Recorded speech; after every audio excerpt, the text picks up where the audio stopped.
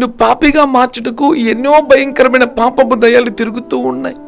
అవి ఎన్నెన్నో నీకు బిస్కెట్లు కుక్కకేసినట్లుగా వేస్తూ నిన్ను పాపపు లోనికి తీసుకెళ్ళడానికి నిన్ను నిత్యము ప్రయత్నం చేస్తూనే ఉంటాయి.